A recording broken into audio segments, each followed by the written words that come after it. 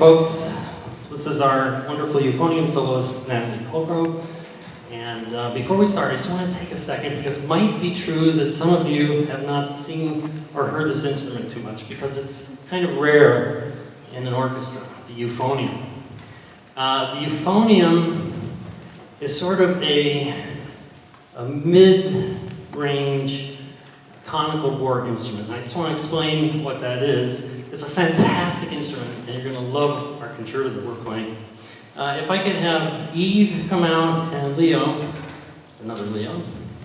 Here are the three instruments that are conical instrument in the brass family. We've got the tuba, of course. Tuba is the bass. Leo, play some very low notes for us. Okay, that's a very low note. Okay, now Eve plays something, just a couple notes. Boy, when I say play a few notes, I really get a few notes.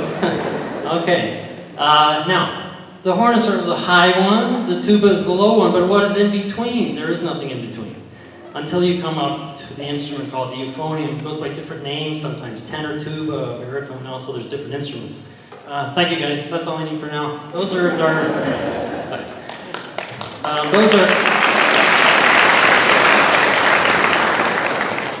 those are instruments that are in every orchestra, of course. Euphonium is very rare, but why? It's a fantastic instrument. Just play a couple notes.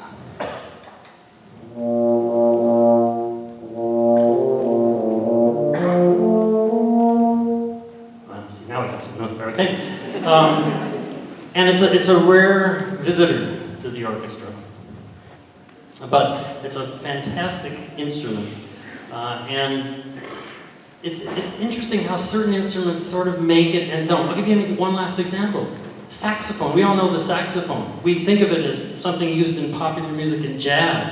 But the saxophone was invented in the 1840s, for the classical orchestra. But it never caught on. And so we don't see it until the 20th century. The euphonium is another instrument that was created to bridge the gap between the horn, which is high, and the tuba, which is low.